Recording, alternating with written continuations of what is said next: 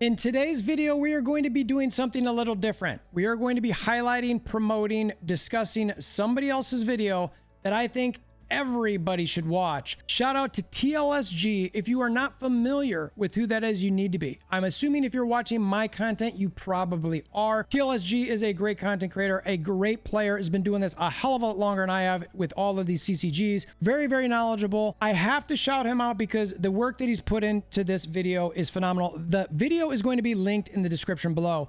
For all of the specific detail, all the tips and tricks, everything that he sort of gives you, I'm not going to give that here. I think it's important to push that towards his video to try to get the proper views where they belong. So having said that, what this video is about is the first 30 days of Marvel Snap. What do you go from? What do you get? How hard is the climb without spending any money? I think it is a fantastic analysis.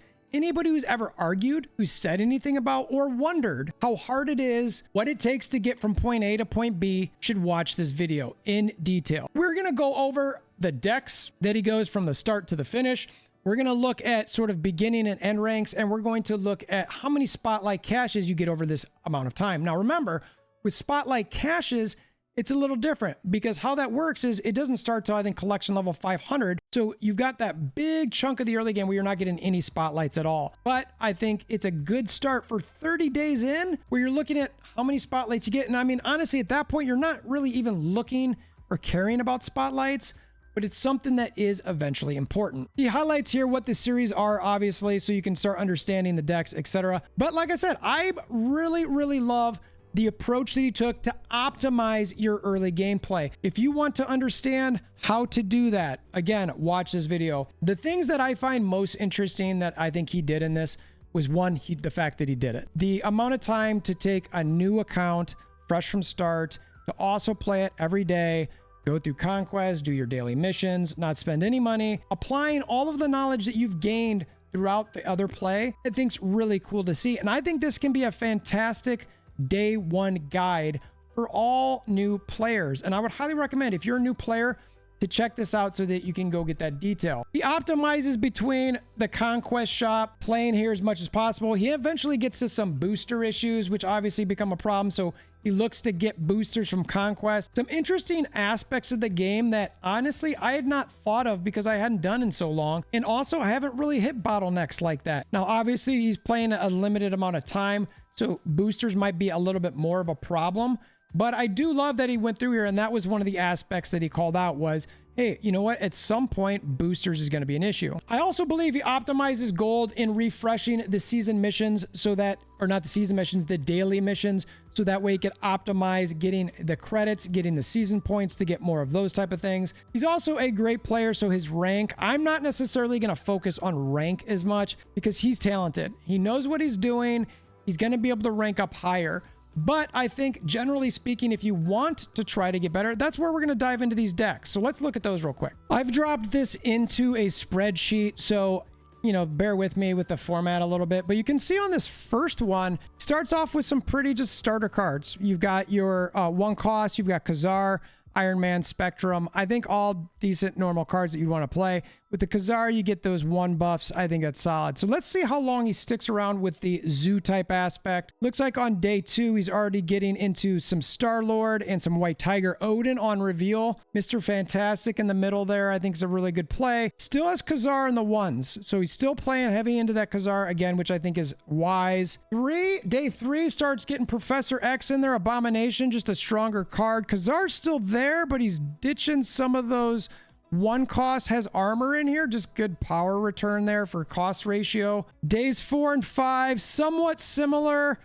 Blue Marvel's starting to sneak in here. You've got Yondu sneaking in on day 5. Blade, Squirrel Girl. So, and you still got Khazar. Medusa's making an appearance. This is really heavily leaning into those zoo decks. And again, on these days, depending when I snipped it, there might be different cards or decks that he's playing around with, just depending on how things are going. Day 6, we've got Captain America. A lot of the other same similar type cards. Lots of one. Khazar is a consistent here. We had Bishop. So Bishop's going to be playing into that, one cost build up where you could potentially dump a bunch late. Days 7 and 8, very similar. Looks like we got Angela sneaking up in here. A lot of the Captain America's still there. Iron Man playing around. And these are pretty much the same, it looks like, for both days. And then day 9 and 10, you've got an Enchantress sneaking in there. Jessica Jones, Mr. Sinister. And then 10, we've got it looks like the same. No, and Spider-Woman. Yeah, it looks like they're the same as I'm scanning these. Ironheart's in here. So first 10 days, he's starting to build up some cards that are things that we still see in later games. So in those first 10 days,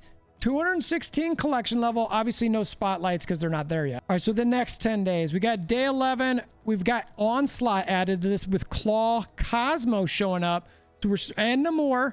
So we're starting to get a little bit more ongoing play. Spectrum played into that, which is going to be a nice, fun addition, giving some of those ongoings extra. And it's really an ongoing deck. That's really what this is about. It's almost all ongoing with the exception of what? Nightcrawler? Yeah. I mean, he just goes into the ongoing as soon as he gets to day 11, 12. Let's see how long he plays this for. 13 is still the ongoing. Solid deck. Man, I would still love a Spectrum buff. I'm hoping that happens in November. I've been sort of preaching that a little bit, that's when it's going to happen. See, 14, we've got the same deck. 15, we've got a little bit different deck. So on day 15, these are some, now we might have caught him in an interesting spot here because Doctor Strange is in here without any real move cards. So maybe he's just playing around. We got Moon Girl to double up some cards, Cable, Devil Dino. We've got Morph. America Chavez makes appearance. White Queen. So he starts playing Devil Dino on 15. So he's transitioning from the ongoing to the Devil Dino deck. 16 is still that Devil Dino, but it had Sentinel on 15, which is a good add. So yeah, so day 16 is pretty much the same. 17, we're back also using the ongoing, it looks like. And again, depending when I snip this, it could be between the two decks. 18, the same thing. And then days 19, it looks like it's still ongoing. And then 20, we caught him with a Wong, White Tiger, Killmonger, Gamora, Odin, Storm, Wolfsbane. A lot of on reveals here. Iceman, Scorpion, Medusa. So really switches over to the on reveal, at least with the one that I snipped here. Again, a great early game deck. In the next 10 days, gained 316 collection level, which is about 100 more than the first 10 days, and got one spotlight, mainly because that's as much as he could get here because he just crossed that 500 threshold. In this time, around the 13-minute mark, he starts talking about the booster problems. I would go check that out. He also starts talking about currencies so that you can understand your currencies a little bit. This is around the 18-minute mark. Go check it out. I'm not going to elaborate what he says. I think you want to get his tips. They're really phenomenal. He also goes over spotlight caches, collector reserves around 23 minutes in, explains sort of how they work. I think it's phenomenal. All right, so the last set of 10 days, I know it might be weird to feel in 10-day increments, but just how my brain did this one. So the deck here, we're still playing the on reveal with the Scorpion, Wolfsbane, Odin, Gamora. We've got same going on day 22. 23, it looks like we caught him in the middle of the ongoing as well with a little bit of on reveal. They're not a lot, but a little bit. Bishop as well. All of these decks are phenomenal. Day 24, Doom makes an appearance with Odin. So this is fun. So this is what we got. Some Wong, White Tiger, Doom, Odin in here, which is honestly really, really good. You got Storm. So you storm a lane, you Wong somewhere else, you White Tiger into that lane, potentially you Doom. You're getting a lot of really good things. And then you also potentially Odin that spot. Phenomenal dominant early game deck right there. Wonderful on reveal with a little bit of lockdown. Day 25 and 26. Let's see, 25 is the same as we just talked about. 26 the same. I wouldn't be surprised if he sticks with this deck throughout the rest of this. 27, same thing. 28. Yep, the same. And then 29, the same. And 30, yeah, exactly. So he sticks with that on reveal deck, which I think is absolutely phenomenal. So the last 10 days, gains an additional 262 collection level and gets another almost 2.5 spotlights. Now we talk about getting 4 spotlights per month. This is pretty much on track for that. I think it's fine. It's good. Collection level overall in 30 days, about 800. This is free to play. I think that's acceptable, honestly, without doing anything else, spending your gold and everything this way. I think it feels pretty good. So some of my biggest takeaways from this are just the decks. I think generally speaking, the decks that he's using are phenomenal. They're all great early game decks.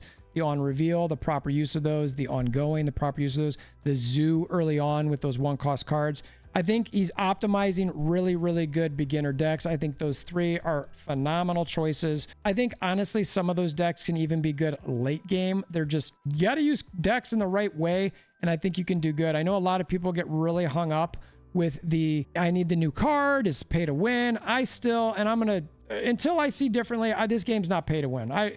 You can use decks like this. And when I did a video a while ago where it was like, I was using some starterish deck and doing really well. I won a conquest match. Now, do I go out and play it consistently? No, you can win. So it's not like you're totally lost. And I think that's the type of thing that we want from this game. And in general, what you want from any games that you play, where it's like, well, I want somebody who pays to get a little bit of an advantage. Otherwise they're not going to pay, or get something they like, maybe a cosmetic, etc. And if I can have that and still have the people who are not spending any money keep pace, thumbs up all the way around. So I know that he's going to continue doing this. I'm very interested to see how it goes. I'm more interested to see how the 30 to 60, and I don't know if he's going to go up to 90, but I'm very interested in seeing how that goes. And again, this is where he's explaining how these reserves work. So if you do not understand how they work, this is a fantastic way to understand how these work. It's a visually beautifully done graphic where he's explaining it. Go watch this video. I don't know how this video doesn't have 100,000 views on it. Everybody in Marvel Snap, because everybody argues about card acquisition,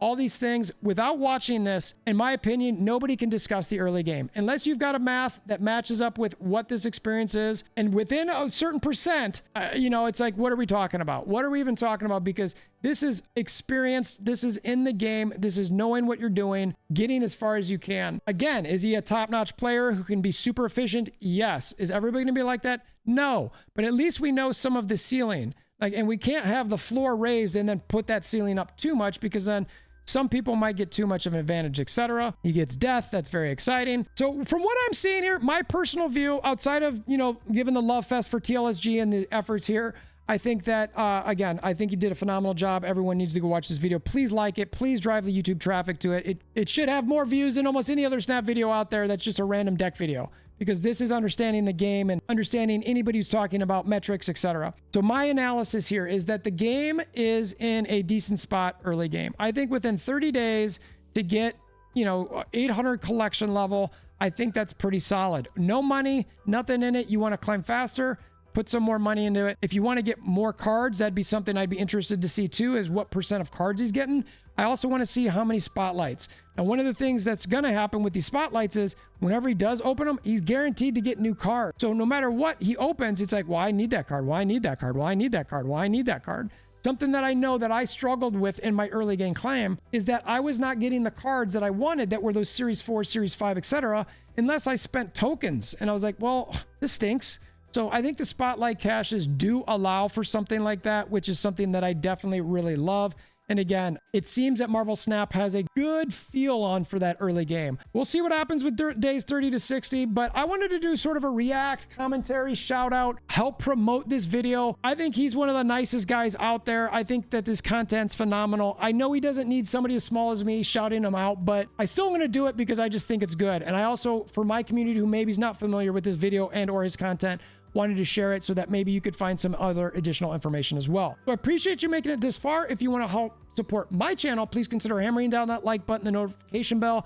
Want to share with your aunt, uncle, nieces, nephews. Always appreciate that. Until next time, we hope you have a wonderful day.